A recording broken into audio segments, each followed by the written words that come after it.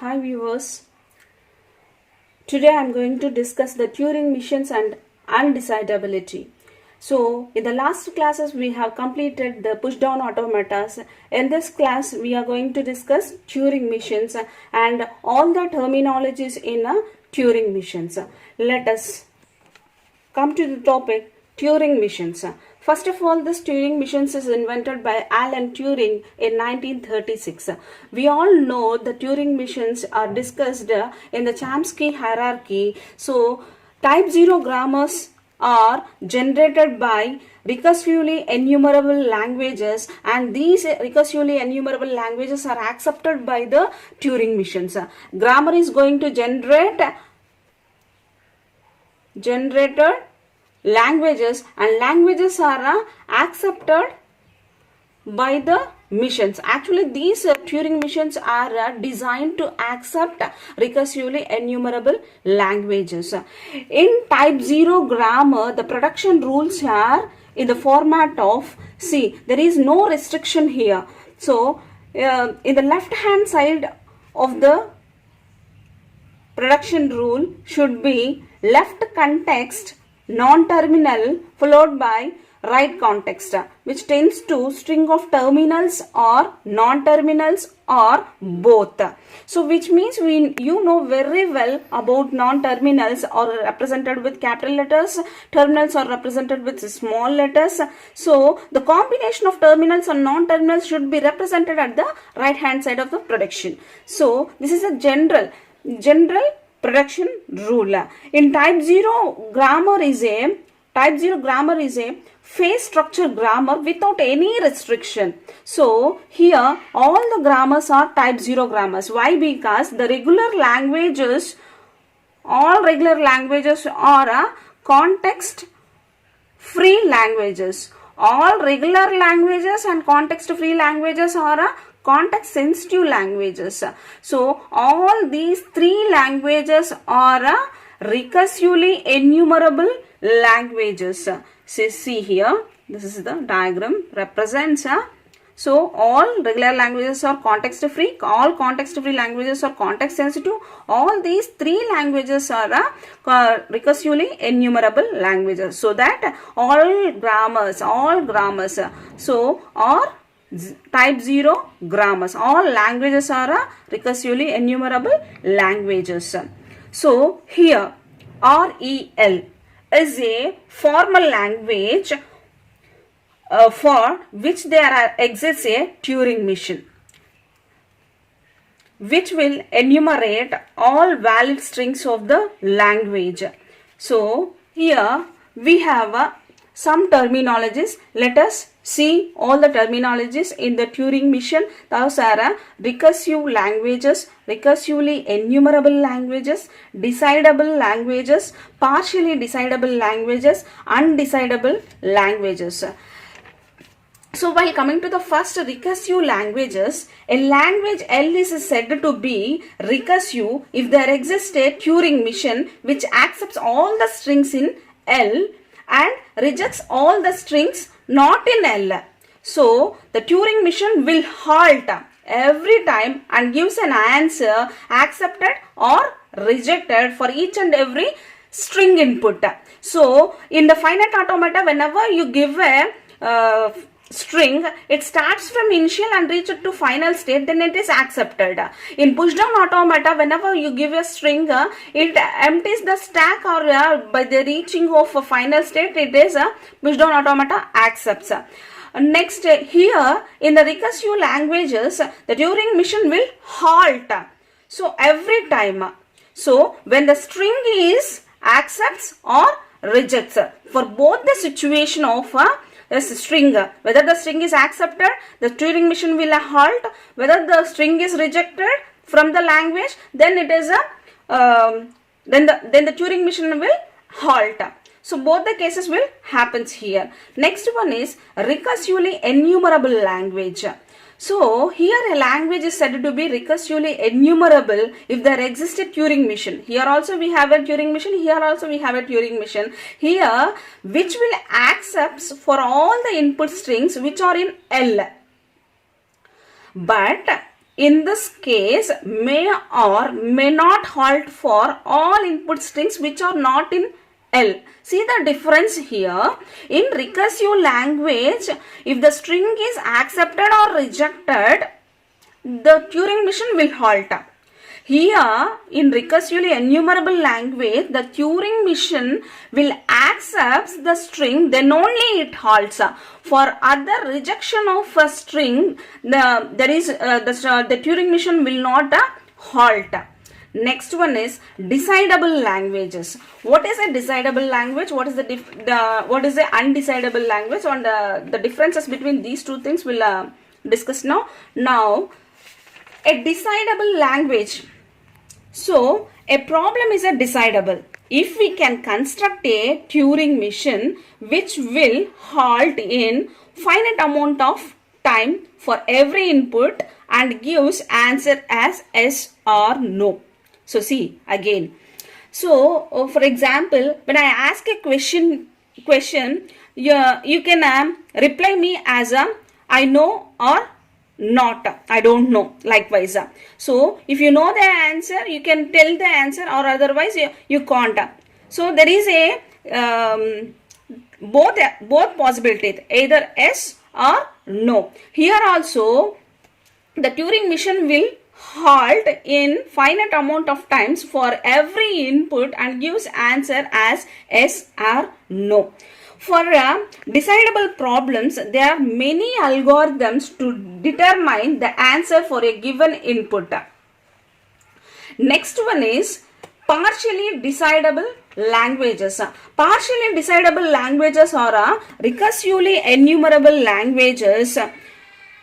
Recursively enumerable languages. If a language is a partially decidable, L is a recursively enumerable language. You know recursively enumerable languages I already discussed in here. So if it is a partially decidable language, then it is also called as a recursively enumerable language. Which this one which accepts only which accepts the string when the Turing machine halts. Next, undecidable language. A problem is undecidable. A problem is undecidable if there is no Turing machine. If there is no Turing machine which will always halt in finite amount of times to give answer yes or no. There is no particular algorithms for undecidable problems to determine the answer for a given input. So here I am representing with the diagram. See,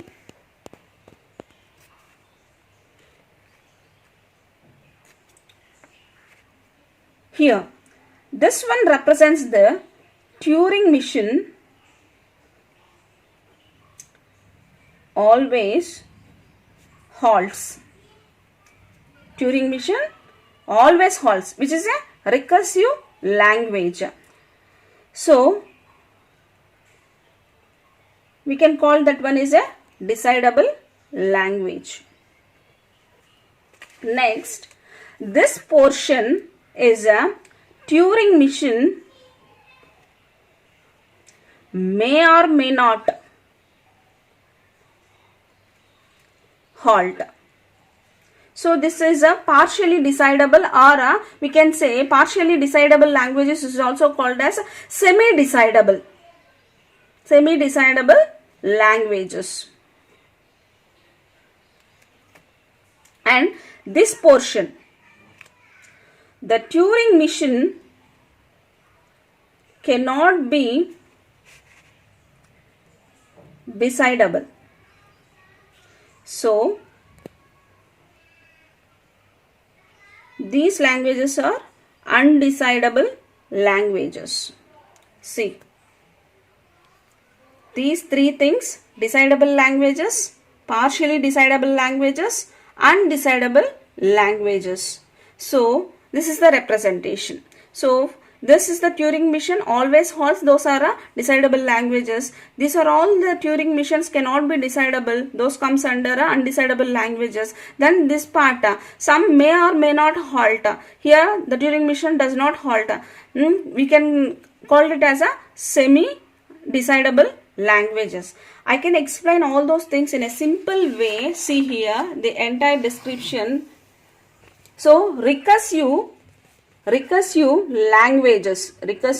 languages. In this, Turing machine will always halt. In recursive languages, Turing machine will always halt. Recursively enumerable languages. In this, Turing machine will halt sometimes and may not halt sometimes. Next, decidable languages. So, decidable languages are also called as recursive languages, and recursive languages are also called as a decidable languages, vice versa. So, partially enumerable languages are called a recursively enumerable languages. Partially decidable languages are a recursively enumerable languages. So, these recursively enumerable languages is also called as recognizable. Okay. Next, undecidable languages. In this kind of undecidable languages, there is no Turing machine for the language. You already discussed undecidable languages. There is no particular algorithm to determine whether the input string is whether the input string having the answer or not. Next, let me explain with an example. So, which are decidable and which are undecidable. So, see this one.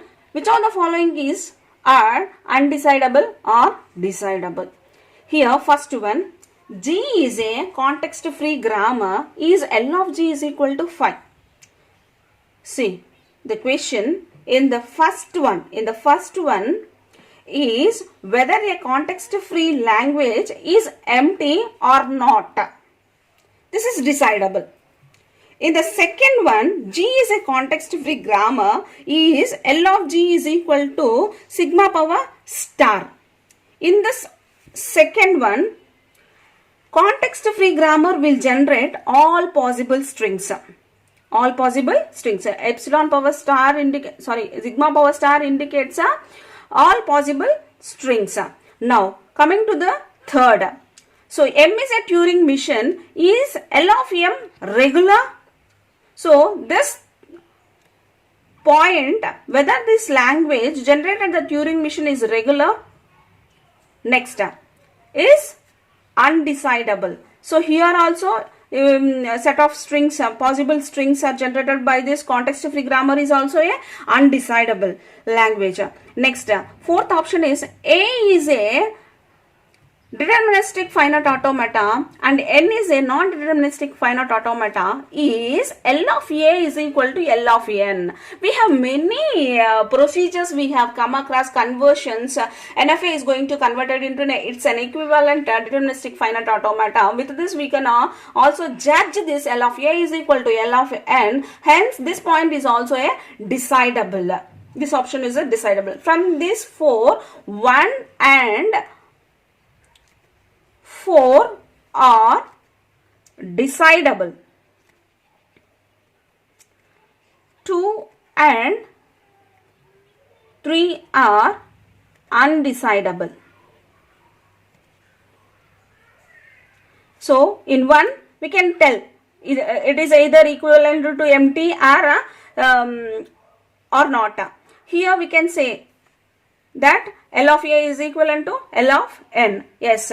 So, here every string of a context-free grammar is L of G is equal to sigma power star. If G is a context-free grammar, is L of G is equal to epsilon power star. Whether a context-free grammar will generate all possible strings? No. So, it is undecidable. M is a Turing machine. Is L of M is regular? Not for all, no. So, that it is also a undecidable. With this, all the concepts or terminologies in Turing machine completed. With the next concept I will discuss in the next class. Thank you. Thanks for watching. For more updates on flat classes, subscribe my Rajni Tutorials YouTube channel.